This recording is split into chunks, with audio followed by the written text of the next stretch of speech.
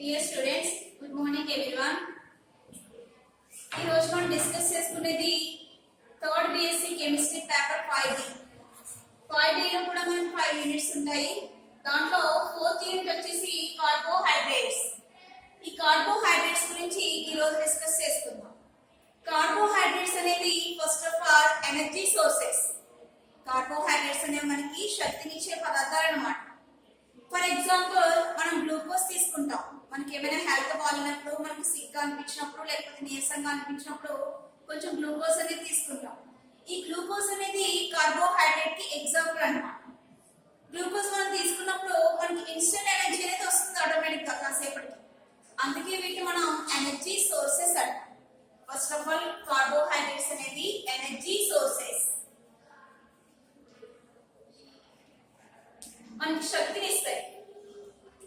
ఈ కార్బోహైడ్రేట్స్ కి సోర్సెస్ ఇవి ఎక్కడి నుంచి వస్తాయి అనే విషయానికి వస్తే, కార్బోహైడ్రేట్స్ అనేవి నేచర్ నుంచి మనకి అప్టైన్ అవుతాయి. నేచర్ నుంచి అప్టైన్ అయ్యే కాంపౌండ్స్ మనం కార్బోహైడ్రేట్స్ అంటాం. ఇవి నేచర్ లో ప్లాంట్స్ అండ్ యానిమల్స్ నుంచి ప్రొడ్యూస్ అవుతాయి.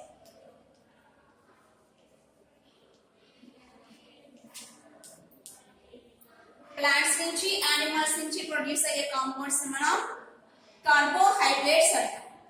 ఈ కార్బోహైడ్రేట్స్ కి కెమికల్ గా, జనరల్ గా అయితే వీటిని ఎనర్జీ సోర్సెస్ అంటాం. కెమికల్ గా కార్బోహైడ్రేట్స్ మనం పాలీహైడ్రాక్సీ ఆల్డిహైడ్స్,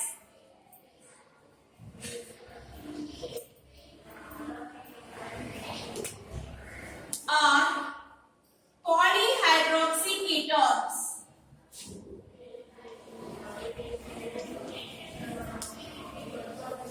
అని చెప్పొచ్చు. కెమికల్ గా పాలీహైడ్రాక్సీ ఆల్డిహైడ్స్ ఆర్ పాలీహైడ్రాక్సీ కీటోన్స్ ని మనం కార్బోహైడ్రేట్స్ అంటాం. పాలీహైడ్రాక్సీ అంటే మనకి దాంట్లో OH గ్రూప్స్ అనేవి ఉంటాయి. అవి పాలీహైడ్రాక్సీ 5 ఉండొచ్చు, 6 ఉండొచ్చు, 4 ఉండొచ్చు, 3 కూడా ఉండొచ్చు. మోర్ దాన్ 2 ఉంటాయి అన్నమాట. అలాంటి ఆల్డిహైడ్ అయినా కీటోన్ అయినా దాన్ని మనం కార్బోహైడ్రేట్స్ అంటాం. పాలీహైడ్రాక్సీ ఆల్డిహైడ్స్ ఆర్ పాలీహైడ్రాక్సీ కీటోన్స్, ఆ రెండింటిని మనం కార్బోహైడ్రేట్స్ అనొచ్చు. ఈ కార్బోహైడ్రేట్స్ కి జనరల్ ఫార్ములా CXH2O కార్బోహైడ్రేట్స్ కి జనరల్ ఫార్ములా వచ్చేసి CXH2O. కానీ ఆల్ కార్బోహైడ్రేట్స్ ఆ ఫార్ములాని సాటిస్ఫై చేయవు. మాక్సిమం కార్బోహైడ్రేట్స్ మాత్రం ఆ ఫార్ములాని సాటిస్ఫై చేస్తాయి. మనం కార్బోహైడ్రేట్స్ కి సాధారణ రూపం ఇవని చెప్తాం, CXH2O అని చెప్పొచ్చు. కానీ అన్ని కార్బోహైడ్రేట్ ఈ ఫార్ములా మీద డిపెండ్ అయి ఉండవు. మాక్సిమం కార్బోహైడ్రేట్స్ మాత్రం దీన్ని ఒబే చేస్తాయి అన్నమాట. అందుకే దీన్ని జనరల్ ఫార్ములా కింద కన్సిడర్ చేశారు. ఆ జనరల్ ఫార్ములా వచ్చేసి CXH2O. ఓకేనా? నెక్స్ట్, ఈ కార్బోహైడ్రేట్స్ కి ఎగ్జాంపుల్స్ ఏంటో చూద్దాం. కార్బోహైడ్రేట్స్ అనేవి పాలీహైడ్రాక్సీ ఆల్డిహైడ్స్ ఆర్ పాలీహైడ్రాక్సీ కీటోన్స్. వాటి జనరల్ ఫార్ములా CXH2O. అన్ని కార్బోహైడ్రేట్స్ ఫార్ములాని సాటిస్ఫై చేయవు, కానీ మాక్సిమం కార్బోహైడ్రేట్స్ మాత్రం ఆ ఫార్ములాని సాటిస్ఫై చేస్తాయి. ఇలాంటి కార్బోహైడ్రేట్స్ కి సోర్సెస్ వచ్చేసి ప్లాంట్స్, యానిమల్స్. అందుకే వీటిని నేచురల్ ప్రొడక్ట్స్ అంటాం. కార్బోహైడ్రేట్స్ ని నేచురల్ ప్రొడక్ట్స్ అంటాం. నేచర్ నుంచి అప్టైన్ అవుతున్నాయి కాబట్టి నేచురల్ ప్రొడక్ట్స్ అంటాం. వాటికి ఎగ్జాంపుల్స్ చూద్దాం. ఎగ్జాంపుల్స్ వచ్చేసి glucose, fructose, maltose, lactose, galactose, mannose, raffinose, sucrose. ఇవన్నీ కూడా ఇవన్నీ మనం కార్బోహైడ్రేట్స్ అనొచ్చు. అంటే ఇవన్నీ కూడా మనకి నేచర్ నుంచి అప్టైన్ అవుతాయి. వీటిని ఇలాంటి కార్బోహైడ్రేట్స్ ని ఎలా క్లాసిఫికేషన్ చేస్తారు? దీని మీద డిపెండ్ అయ్యి క్లాసిఫికేషన్ చేశారు. మనకి చాలా కార్బోహైడ్రేట్స్ ఉన్నాయి, వీటిని క్లాసిఫికేషన్ చేసుకున్నారు. ఆ క్లాసిఫికేషన్ దేని మీద డిపెండ్ అయ్యి చేశారు, అది ఎలా చేశారు అనే విషయం అబ్జర్వ్ చేద్దాం. నెక్స్ట్ వచ్చేసి క్లాసిఫికేషన్ ఆఫ్ కార్బోహైడ్రేట్స్.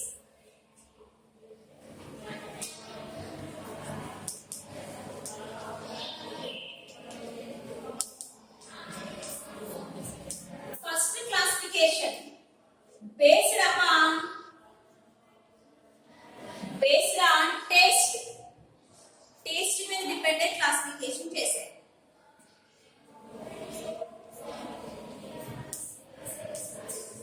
కార్బోహైడ్రేట్స్ మనం టేస్ట్ చేసాం అనుకోండి, స్వీట్ లైక్ టేస్ట్ అంటే అవి రుచికి తీయగా ఉంటాయి, స్వీట్ టేస్ట్ కింద ఉంటాయి అన్నమాట. అలా మనకి టేస్ట్ కనుక స్వీట్ గా ఉందనుకోండి, ఆ టైప్ ఆఫ్ కార్బోహైడ్రేట్స్ ని షుగర్స్ అంటారు. షుగర్స్ ఎందుకంటే షుగర్ అనేది మనకి స్వీట్ గా ఉంటుంది. సమ్ కార్బోహైడ్రేట్స్ అనేవి టేస్ట్ మనం అబ్జర్వ్ చేస్తే దాని టేస్ట్ షుగర్ లా ఉంటుంది, అందుకే వాటిని షుగర్స్ అన్నారు. ఏ కార్బోహైడ్రేట్లు అయితే రుచికి తీయగా ఉంటాయో అవన్నీ కూడా షుగర్స్.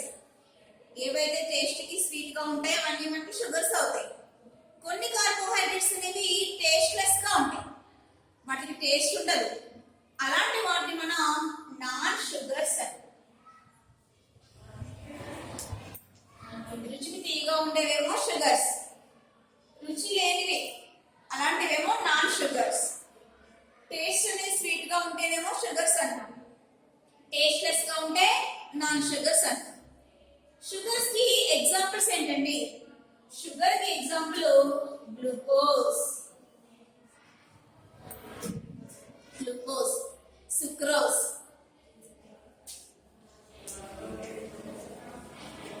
ఇవన్నీ కూడా మనకి షుగర్స్ అయిపోతాయి, ఎందుకంటే వాటి టేస్ట్ అనేది తీగా ఉంటుంది అన్నమాట, స్వీట్ గా ఉంటుంది. ఇంకా నాన్ షుగర్స్ కి ఎగ్జాంపుల్స్ స్టార్చ్, గంజిపిండి. స్టార్చ్ దాని టేస్ట్ అనేది ఉండదు, కానీ అది కార్బోహైడ్రేట్. ఇలాంటి కార్బోహైడ్రేట్స్ ఏమో నాన్ షుగర్స్ అన్నా, టేస్ట్ అనేది షుగర్ లా ఉంటే దాన్నేమో షుగర్స్ అంటాం. ఇది ఫస్ట్ క్లాసిఫికేషన్. దేని మీద డిపెండ్ ఏమని చేసుకున్నాం? Based upon taste. టేస్ట్ కనుక షుగర్ లా ఉంటే షుగర్స్ అన్నాం, టేస్ట్ లెస్ గా ఉంటే నాన్ షుగర్స్ అన్నాం. ఇది ఫస్ట్ క్లాసిఫికేషన్. నెక్స్ట్ చూద్దాం. Next classification based on hydrolysis.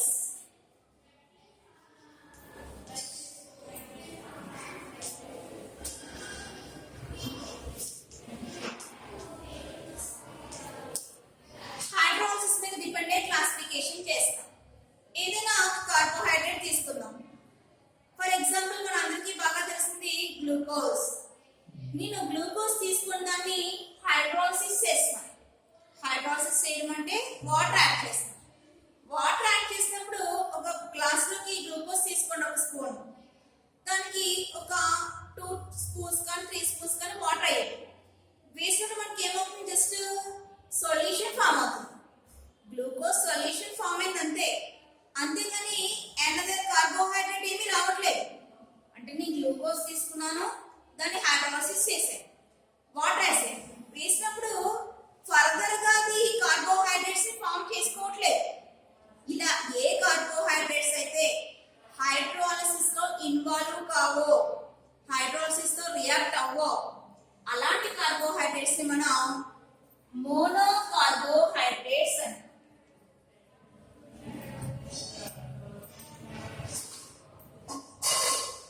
Mono carbohydrates అంటే సింగిల్ గా ఉంటుంది అంతే, ఫర్దర్ గా హైడ్రోలైజ్ లో ఇన్వాల్వ్ కాదు. అలాంటి కార్బోహైడ్రేట్స్ ని మోనో కార్బోహైడ్రేట్స్ అంటాం. ఫర్ ఎగ్జాంపుల్ గ్లూకోజ్ తీసుకోండి. ఈ గ్లూకోజ్ ని హైడ్రోలిసిస్ చేస్తాం, చేస్తుంటే నో రియాక్షన్, అంటే మనకి జస్ట్ సొల్యూషన్ ఫామ్ అవుతుంది తప్ప అక్కడ మనం అబ్జర్వ్ చేయవలసిన విషయం ఏమీ లేదనమాట. అంటే ఫర్దర్ గా మనకి స్ప్లిట్టింగ్ ఏమీ జరగట్లేదు, ఫర్దర్ గా ఈ గ్లూకోజ్ స్ప్లిట్ అయిపోయి కార్బోహైడ్రేట్స్ ఏమీ ఫామ్ చేయట్లేదు. అలాంటి సింగిల్ గా సెపరేట్ గా ఉండే కార్బోహైడ్రేట్ ని మనం ఏమంటాం? మోనో కార్బోహైడ్రేట్ అంటాం. అది సింగిల్ గా మాత్రమే ఉంటుంది. కొన్ని కార్బోహైడ్రేట్స్ ఉన్నాయి. ఏదో కార్బోహైడ్రేట్ తీసుకున్నాను, తీసుకుని హైడ్రోలిసిస్ చేస్తున్నాను. హైడ్రోలిసిస్ చేసినప్పుడు 2 to 10 మోనోసాకరైడ్స్ ని ఫామ్ చేసాయి.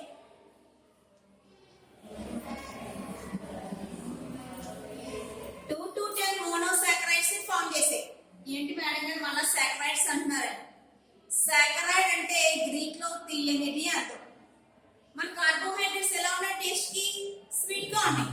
అందుకే కార్బోహైడ్రేట్స్ ని సాకరైడ్స్ అని కూడా అంటాం. Carbohydrates are nothing but saccharides. ఇంకా మనం కార్బోహైడ్రేట్ అనక్కర్లేదు దాన్ని. సాకరైడ్ అంటే చాలు.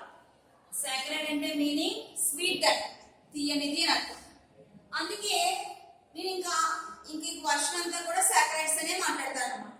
సో మోనోసాకరైడ్స్ అంటే ఫర్దర్ గా స్ప్లిట్ అవ్వమన్నమాట. హైడ్రోలైజ్ అవ్వో. నెక్స్ట్ 2 to 10 మోనోసాకరైడ్స్ ని ఫామ్ చేసే అనుకోండి, హైడ్రోలైసిస్ లో ఇన్వాల్వ్ అయిపోయి. అలాంటి సాకరైడ్స్ ని మనం ఒలిగోసాకరైడ్స్ అంటాం.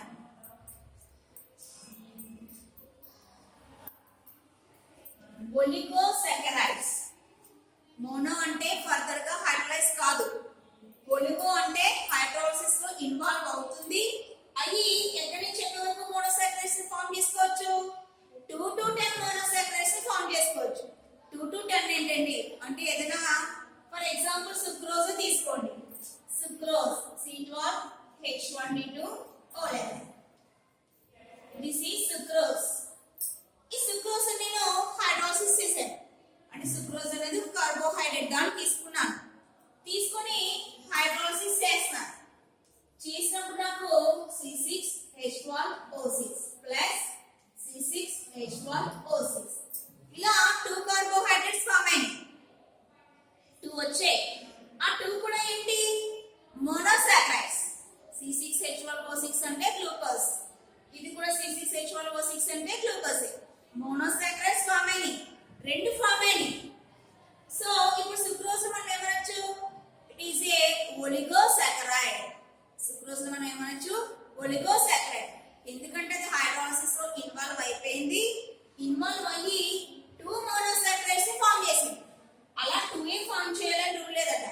2 నుంచి 10 వరకు ఫామ్ అవ్వచ్చు. ఇలా ఏ కార్బోహైడ్రేట్ అయితే హైడ్రోలైసిస్ లో ఇన్వాల్వ్ అయిపోయి మనకి 2 to 10 మోనోసాకరైడ్స్ ని ఫామ్ చేయగలదో అలాంటి సాకరైడ్స్ ని మనం ఒలిగోసాకరైడ్స్ అంటాం. ఏ కార్బోహైడ్రేట్ అయితే మనకి జల విశ్లేషణ చర్యలో జరిపి 2 నుంచి 10 మోనోసాకరైడ్లను ఏర్పరచగలవో అలాంటి వాటిని ఒలిగోసాకరైడ్లు అంటారు. ఓకేనా? ఇది సెకండ్ క్లాసిఫికేషన్. నెక్స్ట్ హైడ్రోలైసిస్ మీద డిపెండ్ అయ్యి థర్డ్ క్లాసిఫికేషన్ పాలీసాకరైడ్స్.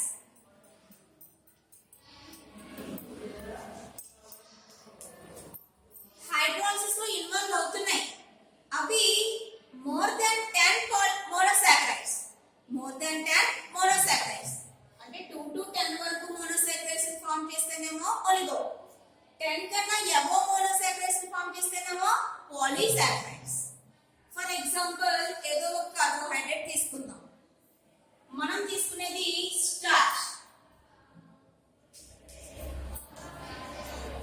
స్టార్చ్ తీసుకున్నాం. C11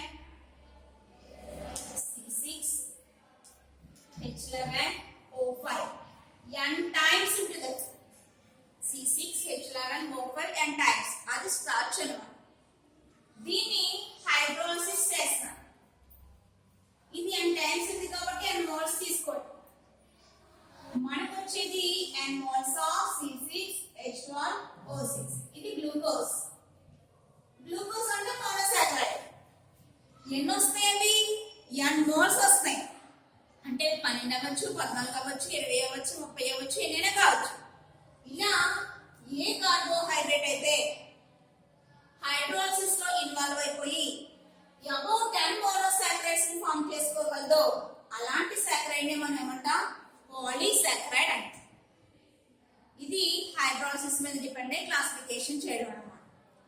హైడ్రోలైసిస్ మీద డిపెండ్ అయ్యి మనం 3 టైప్స్ కింద క్లాసిఫికేషన్ చేసుకున్నాం. ఫస్ట్ వన్ వచ్చేసి మోనోసాకరైడ్స్, సెకండ్ వన్ వచ్చేసి ఒలిగోసాకరైడ్స్, థర్డ్ వన్ వచ్చేసి polysaccharides.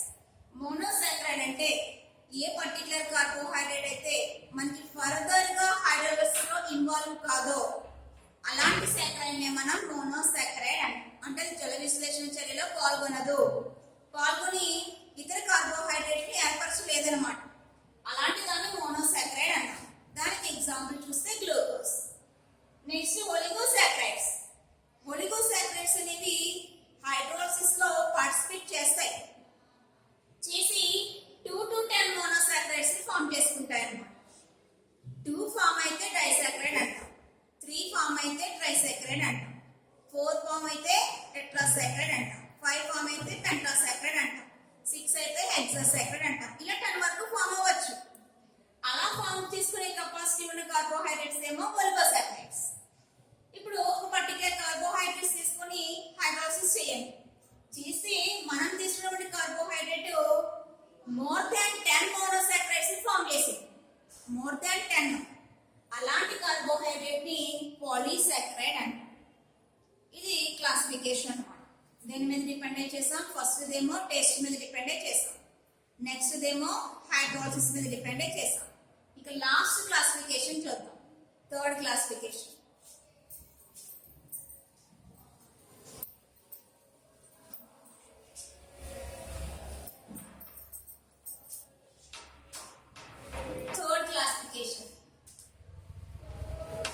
Based on reducing power.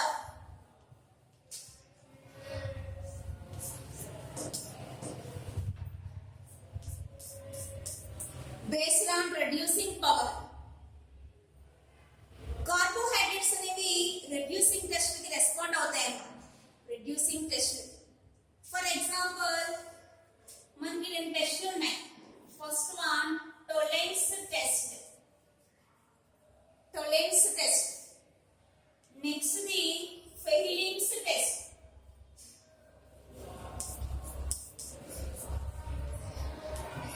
టోలెన్స్ test ఒకటి, ఫెయిలింగ్స్ టెస్ట్ ఒకటి.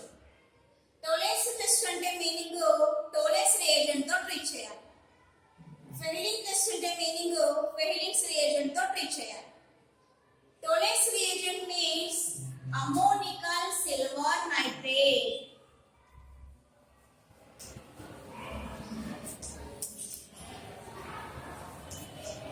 అమ్మోనికల్ సిల్వర్ నైట్రేట్ ని మనం టోలెన్స్ రియేజెంట్ అంటాం. ఫెయిలింగ్స్ టెస్ట్ లో ఫెయిలింగ్ ఏ ఉంటుంది, ఫెయిలింగ్ బి కూడా ఉంటుంది. ఫెయిలింగ్ ఏ వచ్చేసి copper sulphate solution. Fehling A plus sodium or potassium tartrate. ఇది ఫెయిలింగ్ బి. నేను ఒక కార్బోహైడ్రేట్ తీసుకున్నాను, అది ఏంటో నాకు తెలియదు, జస్ట్ కార్బోహైడ్రేట్ తీసుకున్నాను. తీసుకున్న దానికి టోలెన్స్ రియేజెంట్ యాడ్ చేశాను. Tollens reagent means ammoniacal silver nitrate add చేసి వాటర్ బాత్ లో పెట్టి హీట్ చేశాను. ఒక టెస్ట్ స్ట్రిప్ లో మనకి ఇచ్చినటువంటి కార్బోహైడ్రేట్ మనం తీసుకున్నాం, అది ఏంటో మనకి తెలియదు. తీసుకుని దానికి అమ్మోనికల్ సిల్వర్ నైట్రేట్ ని యాడ్ చేశాను. టోలెన్స్ రియేజెంట్ మనకి అవైలబుల్ గా ఉంటుంది. ఆ టోలెన్స్ రియేజెంట్ ని యాడ్ చేసి వాటర్ బాత్ లో పెట్టి హీట్ చేశాను. ఆఫ్టర్ 10 minutes, ఒక 10 minutes తర్వాత ఆ టెస్ట్ ట్యూబ్ వాల్స్ అబ్జర్వ్ చేస్తే మనకి సిల్వర్ మెటల్ అనేది ఫామ్ అయింది అనమాట. టెస్ట్ ట్యూబ్ బాటమ్ లో వాల్స్ అబ్జర్వ్ చేస్తే సిల్వర్ మెటల్ వెండి పూత అనేది ఏర్పడుతుంది.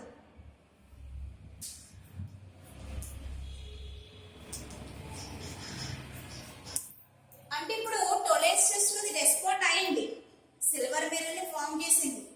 టోలెన్స్ టెస్ట్ కి రెస్పాండ్ అయింది అనుకోండి, రెడ్యూస్ అయినట్టే. ఇలాంటి షుగర్ ని రెడ్యూసింగ్ షుగర్ అని. రెడ్యూసింగ్ షుగర్, షుగర్ అంటే కార్బోహైడ్రేటే కదా. సో ఏ కార్బోహైడ్రేట్ అయితే మనకి టోలెన్స్ టెస్ట్ తో రెడ్యూస్ అయిపోతుందో దాన్ని మనం ఏమన్నా రెడ్యూసింగ్ షుగర్ అని. ఓన్లీ టోలెన్స్ టెస్ట్ కి రెస్పాండ్ అయిపోతే సరిపోదు, ఫెయిలింగ్ టెస్ట్ కూడా రెస్పాండ్ అవ్వాలి. సో కార్బోహైడ్రేట్ తీసుకుందాం, తీసుకుని దానికి ఫెయిలింగ్స్ రియేజెంట్ యాడ్ చేయాలి. కానీ ఫెయిలింగ్స్ రియేజెంట్ డైరెక్ట్ గా మనకు ఉండదు. ఫెయిలింగ్ ఏ కింద ఉంటుంది, బి కింద ఉంటుంది. ఈక్వల్ వాల్యూస్ అంటే సమానంగా ఫెయిలింగ్ ఏని ఫెయిలింగ్ బిని ఫస్ట్ మనం తీసుకుని యాడ్ చేసుకోవాలి. 2 టెస్ట్ ట్యూబ్లు తీసుకొని ఒక టెస్ట్ ట్యూబ్ లో ఫెయిలింగ్ ఏ, ఇంకో టెస్ట్ ట్యూబ్ లో ఫెయిలింగ్ బి, రెండు తీసుకొని ఫస్ట్ యాడ్ చేస్తాను ఒకదాని కూడా. యాడ్ చేసినప్పుడు మనకి ఏం రెడీ అయింది, ఫెయిలింగ్ రియేజెంట్ రెడీ అయిపోయింది.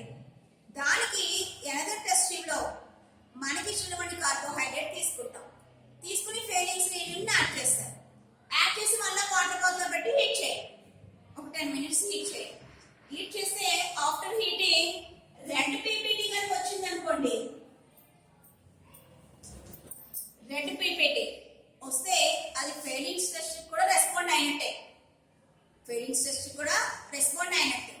అంటే ఇప్పుడు మనం తీసుకున్నటువంటి కార్బోహైడ్రేట్ టోలరెన్స్ టెస్ట్ ని రెడ్యూస్ చేసింది, ఫెయిలింగ్ టెస్ట్ ని కూడా రెడ్యూస్ చేసింది. ఇక ఈ రెండు టెస్టులకి రెస్పాండ్ అయితే ఆ టైప్ ఆఫ్ కార్బోహైడ్రేట్ ని రెడ్యూసింగ్ షుగర్ అంటారు.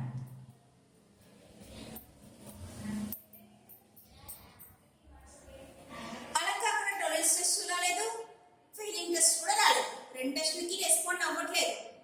ఆ టైప్ ఆఫ్ కార్బోహైడ్రేట్ ని నాన్ రెడ్యూసింగ్ షుగర్ అంటారు.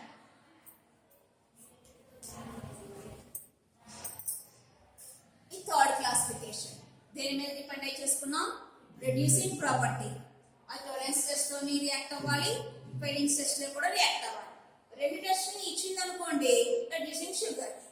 ఏ ఒక టెస్ట్ ఇవ్వకపోయినా, అంటే ఫర్ ఎగ్జాంపుల్ టోలరెన్స్ టెస్ట్ కి రెస్పాండ్ అయిపోయి ఈ ఫెయిలింగ్ టెస్ట్ ఇవ్వలేదు అనుకోండి, అది నాన్ షుగర్ అవుతుంది. రెండు టెస్టులకి రెస్పాండ్ అయ్యి టెస్ట్లు ఇస్తేనే మనకి రెడ్యూసింగ్ షుగర్ అవుతుంది. ఈ థర్డ్ క్లాసిఫికేషన్. ఇక్కడతో మెయిన్ క్లాసిఫికేషన్ అయిపోయింది. క్లాసిఫికేషన్ అనేది 3 టైప్స్ అన్నమాట. ఫస్ట్ ఇదేమో మనం దేని మీద డిపెండ్ చేసుకున్నాం? టేస్ట్. షుగర్స్ అన్న నాన్ షుగర్స్ అన్న. షుగర్ కి ఎగ్జాంపుల్ ఏమో సుక్రోస్, బెస్ట్ ఎగ్జాంపుల్ షుగర్ కి సుక్రోస్. నాన్ షుగర్ కి best example starch. Next hidrosis మీద డిపెండ్ అయ్యి క్లాసిఫికేషన్ చేసాం. ఫస్ట్ ఇది మోనోసాకరైడ్, అంటే అది ఫర్దర్ గా హైడ్రోలైజ్ అవ్వదు, దాని మీనింగ్ అది సింగిల్ గానే ఉంటుంది. అలాంటి దానికి ఎగ్జాంపుల్ గ్లూకోజ్. నెక్స్ట్ హైడ్రోలైసిస్ లో ఇన్వాల్వ్ అయిపోయి 2 to 10 మోనోసాకరైడ్స్ ని ఫామ్ చేసింది అనుకోండి, ఆ కెపాసిటీ ఉంది అనుకోండి, అలాంటి సాకరైడ్ ఒలిగోసాకరైడ్ అవుతుంది. 2 ఫామ్ చేసే డయాన్నా, 4 ఫామ్ చేసే టెట్రాన్నా, 6 ఫామ్ చేసే హెక్సాన్. నెక్స్ట్ అబౌవ్ 10 మోనోసాకరైడ్స్ ని ఫామ్ చేసింది అనుకోండి హైడ్రోలైసిస్ లో ఇన్వాల్వ్ అయిపోయి, ఆ టైప్ ఆఫ్ కార్బోహైడ్రేట్ ని మనం పాలీసాకరైడ్ అంటాం. పాలీసాకరైడ్ కి the best example starch. Next classification మనం టెస్ట్ల మీద డిపెండ్ అయి చేసాం. రెడ్యూసింగ్ కెపాసిటీ మీద డిపెండ్ అయి చేసుకున్నాం. టోలరెన్స్ టెస్ట్ కి ఫెయిలింగ్ టెస్ట్ కి రెండింటికి రెస్పాండ్ అయితే రెడ్యూసింగ్ కార్బోహైడ్రేట్, రెడ్యూసింగ్ షుగర్. రెండింటికి రెస్పాండ్ కాకపోతే నాన్ రెడ్యూసింగ్ షుగర్. నెక్స్ట్